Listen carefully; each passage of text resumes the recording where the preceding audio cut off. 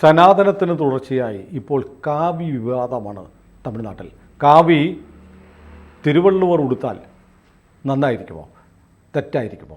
ഇതാണ് തർക്കം. അതെ, ഈ തർക്കം വരാനുള്ള കാര്യം എന്താണെന്ന് വെച്ചാൽ തിരുവള്ളുവർ ദിനമായിട്ട് ജനുവരി 15 ആണ് സർക്കാർ പ്രഖ്യാപിച്ചിരിക്കുന്നത്. അതുപോലെ തിരുവള്ളുവർ വർഷം എന്ന് പറഞ്ഞൊരെണ്ണം ഉണ്ട്.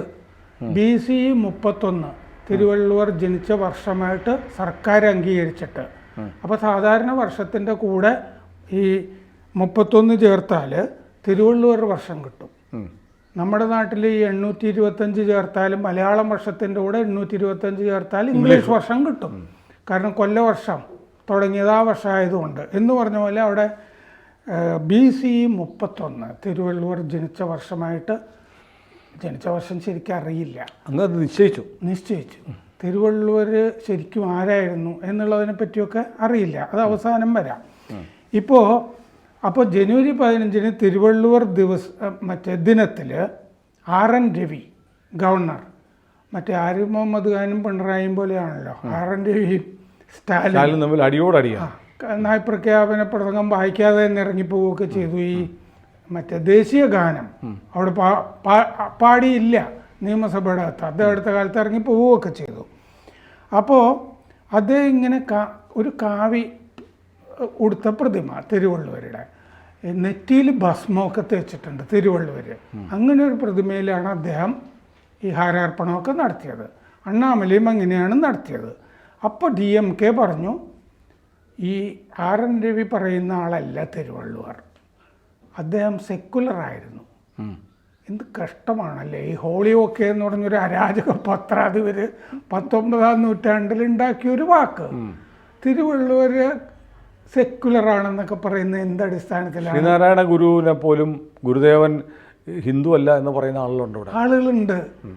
അദ്ദേഹം എഴുതിയിരിക്കുന്നത് ഒന്നും വായിക്കാത്ത ആളുകളായിരിക്കും. എത്ര സ്തോത്രകൃതികളാണ്, എത്ര പ്രതിഷ്ഠകളാണ്, ഉപനിഷത്ത് വ്യാഖ്യാനങ്ങൾ, എത്ര ക്ഷേത്രങ്ങൾ ഗുരുദേവൻ പ്രതിഷ്ഠിച്ച ഏതെങ്കിലും നിർമ്മിച്ച ഏതെങ്കിലും പള്ളിയോ മോസ്കോ ഉണ്ടോ? അതെ, ഉണ്ടോ? എന്നിട്ട് ഈ തിരുവള്ളുവർ കാവി, നെറ്റിയിൽ ഭസ്മം, ആ ചിത്രം കാണാം നമുക്ക്. അപ്പോൾ രവി എന്നിട്ട് ഒരു എക്സിലൊരു പോസ്റ്റ് ഇട്ടിരുന്നു, 1000 വർഷം മുമ്പാണ് അദ്ദേഹം തിരുക്കുറൾ എഴുതിയത്. മറ്റേ വർഷം BC 31 നോക്കിയാൽ ഇതല്ല, 1000 വർഷം മുമ്പ് തിരുക്കുറൾ എഴുതിയിരുന്നു. പ്രാചീന സംസ്കൃതിയുടെയൊക്കെ കാലത്ത് ദൈവത്തിന് സ്വയം സമർപ്പിച്ചിരുന്ന ആളായിരുന്നു അദ്ദേഹം. സനാതന മൂല്യങ്ങൾ കാത്തുരക്ഷിച്ച കവിയാണെന്നൊക്കെ പോസ്റ്റൊക്കെ ഇടുകയും ചെയ്തിരുന്നു. എന്ന് പറയുമ്പോൾ സനാതന കവിയുമൊക്കെ ആയല്ലോ. അപ്പോൾ 1330 ഈരടികളാണ് തിരുക്കുറളിലുള്ളത്. തമിഴ്നാട് കോൺഗ്രസ് പ്രസിഡന്റ് ഈ RN രവി കാവി പ്രതിമയിൽ ഹാരാർപ്പണം ചെയ്തു കഴിഞ്ഞപ്പോൾ പറഞ്ഞു, പ്രസിഡന്റ് K. സെൽവ പെരുന്തുകൈ എന്നാണ് പേര്, കാവ്യവൽക്കരണം ശരിയല്ല, തിരുവള്ളുവരെ അപമാനിച്ചതിന് രവി മാപ്പ് പറയണം ഗവർണർ എന്ന് പറഞ്ഞു. മുരശ്ശേരി DMKയുടെ മുഖപത്രം, അതിൽ മുഖപ്രസംഗം വന്നു ഈ ജനുവരി 18-ാം തീയതി.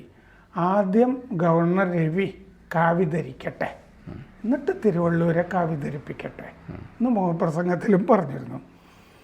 2019 നവംബറിലും BJP തിരുവള്ളുവരെ കാവി വസ്ത്രമൊക്കെ ധരിപ്പിച്ച് തന്നെയാണ് ചെയ്തിരുന്നത്. കാരണം അന്നു മുതൽ ഈ വെളുത്ത വസ്ത്രത്തിൽ മറ്റേ തിരുവള്ളുവരെ കാണിക്കുന്ന പരിപാടി അവിടെ ഹിന്ദുത്വ പ്രസ്ഥാനങ്ങൾക്കില്ല.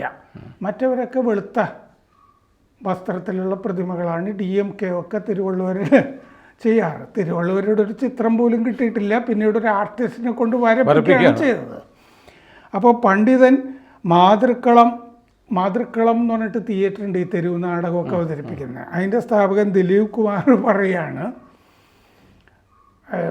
ഗോഡ് എന്നൊരു സങ്കല്പം, ദൈവം എന്ന് പറഞ്ഞൊരു സങ്കല്പം അദ്ദേഹത്തിന് ഇല്ലായിരുന്നു. ഗോഡ് എന്നുള്ള അർത്ഥത്തിൽ അദ്ദേഹം സെക്യുലറായിരുന്നു. പരമാബദ്ധാണ് ഇയാൾ പറഞ്ഞിരിക്കുന്ന ആ സംബന്ധം. കാരണം തിരുക്കുറളിൽ ദൈവം എന്ന വാക്കുണ്ട്. ദൈവം എന്ന് പറഞ്ഞു കഴിഞ്ഞാൽ ഡിവൈൻ എന്നാണ് തിരുവള്ളുവർ ഉദ്ദേശിച്ചതെന്നാണ് ഇയാളുടെ വ്യാഖ്യാനം. അതെങ്ങനെയാണ് ദൈവം എന്ന് പറഞ്ഞു കഴിഞ്ഞാൽ പിന്നെ ഗോഡ് തന്നെയല്ലേ? അതെ അതെ. ദൈവം എന്ന് പറഞ്ഞാൽ ഡിവൈൻ അല്ലല്ലോ, ദൈവം എന്ന് തമിഴിൽ ദൈവം എന്ന് പറഞ്ഞാൽ ദൈവം തന്നെയാണ്. ദൈവം ഗോഡല്ല എന്നാണ് അയാൾ വ്യാഖ്യാനിക്കുന്നത്. പ്രകൃതിയെയാണ് അദ്ദേഹം ആരാധിച്ചിട്ടുള്ളത് എന്നൊക്കെ ഇയാളുടെ വ്യാഖ്യാനമാണ്. ഇതിൻ്റെ വിശദീകരണം ഞാൻ പറയാം. പൂർവ്വ സൂര്യകളെയാണ് അദ്ദേഹം ദൈവം എന്ന് വിളിച്ചത് എന്നൊക്കെ പറഞ്ഞിട്ടുണ്ട്. വിഗ്രഹാരാധനയിൽ അല്ലായിരുന്നു അദ്ദേഹത്തിൻ്റെ വിശ്വാസം. ദൈവം എന്നാൽ ഗോത്രപിതാക്കളെയാണ് അദ്ദേഹം ഉദ്ദേശിച്ചത്. വ്യാഖ്യാനിക്കുകയാണ്. ഇത് പറഞ്ഞിട്ടുണ്ടോ പുള്ളി? ഇസ്ലാം ആയിരുന്നു എന്ന് പറഞ്ഞിട്ടുണ്ടോ? ക്രിസ്ത്യാനിയായിരുന്നു എന്ന് മറ്റേ പ്രൊട്ടസ്റ്റന്റുകാർ പറയുന്നുണ്ടല്ലേ? ചില ബിഷപ്പുമാരും ഒക്കെ. അദ്ദേഹം ഈ ഫർഗോ ദേവസ്യ എന്ന് പറയുന്നത് കൊണ്ട് ദേവസ്യ അന്നേ ഉണ്ടായിരുന്നു, വേദകാലത്തെ ഉണ്ടായിരുന്നു. ബി ദേവസ്യ എന്ന് പറഞ്ഞ ആൾ. അതെ അതെ. അപ്പോൾ ഗോത്രപിതാവ് Coimbatore Hindusthan arts and science കോളേജിലെ പഴയ തമിഴ് മേധാവിയാണ് ഈ ദിലീപ് കുമാർ. ഇങ്ങനെ വ്യാഖ്യാനിച്ച ആള്. അതായത് അവിടുത്തെ സുനിൽ പിള്ളയുടെ ആണ്. കറക്റ്റാ. BJP വക്താവ് SG സൂര്യ പറഞ്ഞു, തിരുവള്ളുവർക്ക് സർക്കാർ ക്ഷേത്രം തന്നെയുണ്ട്. ശരിയാ, മൈലാപ്പൂരിൽ തിരുവള്ളുവർ ക്ഷേത്രമുണ്ട്. മൈലാപ്പൂരിലാണ് ഇദ്ദേഹം ജനിച്ചതെന്ന് വിശ്വാസമുള്ളതുകൊണ്ട് അവിടെ ഒരു ക്ഷേത്രം സർക്കാർ പണിതിട്ടുണ്ട്. Hindu religious and charitable endowment അവിടുത്തെ അതാണ് ക്ഷേത്രം പരിപാലിക്കുന്നതും പണിതതും. നമ്മുടെ ദേവസ്വം ബോർഡ്. അതെ, അത് തന്നെ, അതാണ് അവിടെ. നരേന്ദ്രമോദി പലപ്പോഴും തിരുവള്ളുവരെ ഉദ്ധരിക്കാറുണ്ട് സിംഗപ്പൂർ ഒക്കെ പോകുമ്പോൾ. ഈ കഴിഞ്ഞ കൊല്ലം സെപ്റ്റംബറിൽ സിംഗപ്പൂർ പോയപ്പോൾ തിരുവള്ളുവർ സാംസ്കാരിക കേന്ദ്രം സിംഗപ്പൂരിൽ സ്ഥാപിക്കുന്നു മോദി പറഞ്ഞിട്ടുണ്ട്.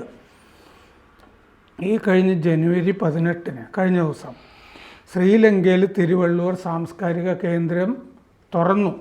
അതിന് നമ്മൾ 12 മില്യൺ രൂപ ഇന്ത്യൻ ഗവൺമെൻറ് കൊടുത്തു. അതിന് നമ്മളുടെ പൈസ. 1812 തിരുക്കുറൾ ആദ്യമായിട്ട് പ്രസിദ്ധീകരിക്കുന്നത് എന്ന് പറഞ്ഞാൽ തമിഴ് ലിപിയിൽ വരുന്നത്. വേദഗിരി മുതലിയാരം ഫ്രാൻസിസ് എല്ലിസ് എന്ന് പറഞ്ഞ കലക്ടറും കൂടിയിട്ട്, മദ്രാസ് കലക്ടറായിരുന്നു എല്ലിസ്, അവർ രണ്ടുപേരും കൂടിയിട്ടാണ് ഇങ്ങനെ തിരുവള്ളുവരെ പൊക്കിക്കൊണ്ടുവരുന്നത്, തിരുക്കുറൾ അച്ചടിക്കുകയൊക്കെ ചെയ്യുന്നത്. ഒരു സ്വർണ്ണ നാണയം അന്ന് എല്ലിസ് തിരുവള്ളുവർക്ക് മറ്റേ ആദരവായിട്ട് ഇറക്കുന്നുണ്ടായിരുന്നു. അപ്പോൾ സ്വർണ്ണ നാണയത്തിൽ തിരുവള്ളുവരുടെ ചിത്രം വേണ്ടേ? അങ്ങനെയാണ് ഒരു ചിത്രം, ഒരു ഇമേജ് തിരുവള്ളുവരുടെ ആദ്യമായിട്ട് വരുന്നത്. ആ ചിത്രം കണ്ടു കഴിഞ്ഞാൽ ജൈനമുനിയാണെന്ന് തോന്നും. ചിത്രം കണ്ടാൽ അദ്ദേഹം ജൈനമുനിയാണെന്ന് പറയുന്ന ആളുകളും ഒക്കെ ഉണ്ട് കേട്ടോ. പക്ഷെ അങ്ങനെയല്ല, ഹിന്ദു സന്യാസിയായിരുന്നു എന്ന് വിശ്വസിക്കുന്ന ആളുകളാണ് കൂടുതലും. അദ്ദേഹം ജൈനമുനിയെ പോലെ തോന്നുന്നു എന്ന് കൂടുതലും പറഞ്ഞിരിക്കുന്ന ഐരാവതം മഹാദേവൻ എന്ന് പറഞ്ഞൊരു വലിയ പണ്ഡിതനുണ്ടായിരുന്നു, എപ്പിഗ്രാഫിസ്റ്റ്. ഈ പഴയ ലിപിയൊക്കെ വായിക്കുന്ന ഈ IAS വിട്ടിട്ട് ഈ ഇതിലേക്ക് ഇറങ്ങിയ ഒരു പണ്ഡിതനാണ്. ആദി ഭഗവാൻ എന്നൊക്കെ അദ്ദേഹത്തിനെ പറ്റി പലയിടത്തും പരാമർശിച്ചത് കൊണ്ടാണ് ഐരാവതം മഹാദേവൻ എന്തോ ഒരു ജൈന കണക്ഷൻ ഉണ്ട് എന്ന് പറഞ്ഞത്. 1960 വെളുത്ത സ്കാർഫ്, ഈ എഴുത്താണി, പിന്നെ പനയ ഓല, ഇതൊക്കെ വെച്ചിട്ട് തിരുവള്ളുവർ കയ്യിൽ പിടിച്ചിട്ട് പ്രതിമ ആദ്യമായിട്ട് ഉണ്ടാക്കുന്നത് 1960 ഇന്നത്തെ. 1959 കവിയായ ഭാരതിദാസൻ ആർട്ടിസ്റ്റ് വേണുഗോപാൽ ശർമ്മയോടാണ് പറയുന്നത് ഇതുണ്ടാക്കാൻ. ഈ വേണുഗോപാൽ ശർമ്മയാണ് മറ്റേ അവിടുത്തെ ആർട്സ് കോളേജ് ഉണ്ടല്ലോ, ചെന്നൈ കോളേജ് ഓഫ് ആർട്സ്, അവിടെ പ്രൊഫസറായിരുന്നു. അദ്ദേഹമാണ് ആ ഗോപുരവും മുദ്ര ഡിസൈൻ ചെയ്തത്. തമിഴ്നാട് സർക്കാരിൻ്റെ. അപ്പോൾ അദ്ദേഹത്തിനോട് പറഞ്ഞു, തഞ്ചാവൂർ തമിഴ് സമ്മേളനത്തിൽ വെച്ചിട്ട് 1960 രാമനാഥൻ സഭയാണ് ഈ ചിത്രം, അദ്ദേഹം വരച്ച ചിത്രം പുറത്തിറക്കുന്നത് 1960. അന്ന് മുഖ്യമന്ത്രിമാരായിരുന്ന M. ഭക്തവത്സലൻ, കാമരാജ്, അണ്ണാദുരൈ, പിന്നെ വലിയ ആത്മീയാചാര്യനായിരുന്ന കൃപാനന്ദ വാര്യർ, ഇവരെല്ലാം ഈ ചിത്രം കണ്ട് ഏതാണ്ട് ഇങ്ങനെയൊക്കെ ആയിരുന്നിരിക്കാം എന്ന് പറഞ്ഞിട്ടാണ് ഇത് ഇറക്കുന്നത്. 1964 നിയമസഭയിൽ സക്കീർ ഹുസൈൻ രാഷ്ട്രപതിയായിരുന്ന ചിത്രം അനാച്ഛാദനം ചെയ്തു. ഒരു ചിത്രം ഇങ്ങനെ ഉണ്ടാക്കി എടുക്കുകയാണ് അദ്ദേഹത്തിൻ്റെത്. ഇനി ഇദ്ദേഹത്തിനെ പറ്റി ഉള്ള വിവരങ്ങൾ മൈലാപ്പൂരിൽ CE 500 ജനിച്ചതാണെന്ന് വിശ്വസിക്കുന്നു. BCE 31 സർക്കാർ പറയുന്നു. വേദജ്ഞാനം ലോകത്തിന് സംഭാവന, സാധാരണക്കാരുടെ ഭാഷയിൽ സംഭാവന ചെയ്തിട്ടുള്ള ആളാണ് അദ്ദേഹം. അക്കാര്യത്തിൽ സംശയമില്ല. ഈ തിരുക്കുറലിൽ നമ്മുടെ മുന്നിൽ ആ കൃതികളുണ്ട്. കൃതിയിൽ പിന്നെ ഇന്ദ്രനുണ്ട്, വിഷ്ണുവുണ്ട്, ലക്ഷ്മിയുണ്ട്. ഇത് മുഴുവൻ പല ഇരടികളുടെ നമ്പറൊന്നും ഞാൻ പുള്ളി മത ഹിന്ദു അല്ല, അദ്ദേഹം ഒരു വൈഷ്ണവ ഹിന്ദു അല്ല എന്നുള്ള ഉറപ്പായി. അദ്ദേഹം തീർച്ചയായിട്ടും ശൈവ മതത്തിൽപ്പെട്ട ആളായിരിക്കണം എന്നില്ല, കാരണം ശിവനെ ഒരുപാട് സൂചിച്ചിട്ടില്ല. ഞാനിത് പറഞ്ഞപ്പോൾ പെട്ടെന്ന് ഓർക്കുവാണേ. അപ്പോൾ അദ്ദേഹത്തിൻ്റെ തിരുവള്ളുവരുടെ രചനകളിൽ തിരുക്കുറലിൽ വിഷ്ണുവും ലക്ഷ്മിയും ഒക്കെ ഉണ്ട്. അത് ഹിന്ദു ദേവതമാരാണ്. അതുപോലെ ശ്രീനാരായണ ഗുരുദേവൻ ഹിന്ദു അല്ല എന്ന് പറയുമ്പോൾ കണ്ണാടി പ്രതിഷ്ഠിച്ചില്ലേ എന്ന് ചോദിക്കും. ഉല്ലല, എൻ്റെ നാട്ടിൽ വൈക്കത്തിനടുത്താണല്ലോ ഉല്ലലയിൽ കണ്ണാടി പ്രതിഷ്ഠിച്ചു എന്നാണ് പറയുന്നത്. പക്ഷെ കണ്ണാടിയിൽ ഗുരു എഴുതിയത് ഓം എന്നാണ്. അത് തന്നെ പ്രണവ മന്ത്രമാണ് എഴുതിയത്. അതെ. അപ്പോൾ പിന്നെ ഈ പറഞ്ഞ പോലെ ലോ കാസ്റ്റ്, മറ്റേ പിന്നാക്ക സമുദായത്തിൽ നിന്നുള്ള ഒരാളാണ്. ഈ യേശുവിന് മുമ്പൊക്കെ 4-ാം നൂറ്റാണ്ടിലൊക്കെ ജീവിച്ചിരുന്ന ഒരാൾ ഇദ്ദേഹം പറയനായിരുന്നു എന്നാണ് പൊതുവിശ്വാസം. നെയ്ത്ത് തൊഴിൽ ചെയ്തിരുന്നത്. അപ്പോൾ ഇന്ത്യയുടെ സനാതനധർമ്മം എന്തായിരുന്നു എന്ന് ആലോചിച്ചു.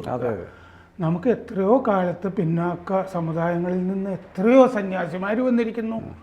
ആളുകളുടെയൊക്കെ വിശ്വാസം സ്വാമി വിവേകാനന്ദൻ ബ്രാഹ്മണനാണെന്നൊക്കെയാണ്. അല്ല, ഇല്ലേ? അരവിന്ദ മഹർഷി ബ്രാഹ്മണനല്ല. മഹാഭാരതത്തിലെ അതിശക്തനായ കഥാപാത്രം വിദുരർ ആരായിരുന്നു? അത് വാൽമീകി ആരായിരുന്നു?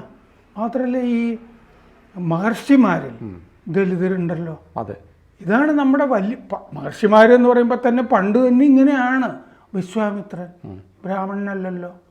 അദ്ദേഹം മറ്റേ ചാളയിൽ പോയിട്ട് മാംസം കട്ടു തിന്നുന്നില്ലേ മഹാഭാരതത്തില്? രാജർഷി ആയിരുന്നല്ലോ. അതെ, അദ്ദേഹം ക്ഷത്രിയനാണ്. പിന്നീട് ബ്രാഹ്മണത്വം വരുന്നുണ്ട്, രാജർഷി എന്ന് പറയുന്നത്. അതെ. അപ്പോൾ അദ്ദേഹം പറയനും നെയ്ത്തുകാരനുമായിരുന്നു എന്നാണ് വിശ്വാസം. പറയ സ്ത്രീക്ക് ബ്രാഹ്മണനിൽ ഉണ്ടായ സന്താനമാണെന്ന് പറയുന്നത്. പെട്ടെന്ന് ഓർക്കുകയാണേ, ഈ ശ്രീരാമചന്ദ്രൻ വരുന്ന അറിഞ്ഞ് ശബരി കാട്ടിലെ ഏറ്റവും നല്ല പഴങ്ങൾ പറിച്ചു വെച്ചു കഴിഞ്ഞപ്പോൾ ശ്രീരാമചന്ദ്രന് കൊടുക്കുമ്പോൾ ഏറ്റവും മധുരമുള്ളത് കൊടുക്കണം. ഏതിനാണ് മധുരം എന്ന് അറിയില്ലല്ലോ, കയ്പുള്ളത് കൊടുക്കാൻ പാടില്ല.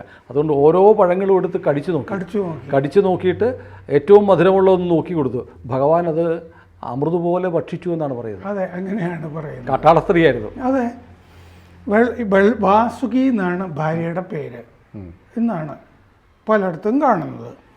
അദ്ദേഹം പുലയനായ ആദി എന്ന പേരുള്ള ആളായിരുന്നു എന്നും ബ്രാഹ്മണനായ ഭഗവാൻ ആയിരുന്നു അച്ഛനെന്നും വേറെ കഥ. പിന്നെ കപില രാഘവാൾ എന്ന് പറഞ്ഞ പുസ്തകത്തിൽ ഇദ്ദേഹത്തിന് 7 സഹോദരങ്ങളുണ്ടായിരുന്നു എന്ന് പറയുന്നുണ്ട്. പിന്നെ തിരുനയനാർകുറിച്ചി, കന്യാകുമാരി, അവിടെയാണ് ഇദ്ദേഹം ജനിച്ചതെന്ന് അവിടുത്തെ ഒരു സംഘം അവകാശപ്പെടുന്നുണ്ട്. മൈലാപ്പൂരിലല്ല, തിരുനയനാർകുറിച്ചി എന്ന് പറഞ്ഞ ആത്മവിദ്യാലയമേ നമ്മുടെ കബൂർ എഴുതിയ സുപ്രസിദ്ധമായ പാട്ട്. അതെ, സിനിമാ പാട്ടുകൾ ഹരിചന്ദ്രയിലെ പാട്ട് എഴുതിയിരുന്ന ഒരാളാണ്. ഇതിൻ്റെ അകത്ത് ഇനി ത്രിമൂർത്തികളെ പറ്റി പറയുന്നുണ്ട്. ഈ തിരുക്കുറളിൽ പുനർജന്മം പറയുന്നുണ്ട്. ഇന്ദ്രൻ, വിഷ്ണു, ലക്ഷ്മി. പിന്നെ അർത്ഥശാസ്ത്രമില്ലേ, അർത്ഥശാസ്ത്രത്തിൻ്റെ ഒരു സത്ത തിരുക്കുറളിൻ്റെ അകത്ത് വരുന്നുണ്ട്. അപ്പം ഇത് ഇവർ പറയുന്ന സെക്കുലർ കൃതിയാണോ തിരുക്കുറൾ? ഇത്രയൊക്കെ ഉണ്ടെങ്കിൽ ഉറപ്പായിട്ടും സെക്കുലറാണ്. കൂടുതൽ വാർത്തകളും വിശേഷങ്ങളും നിങ്ങളിലേക്ക് എത്താൻ ABC മലയാളം സബ്സ്ക്രൈബ് ചെയ്യുക, ബെൽ ബട്ടണും അമർത്തുക.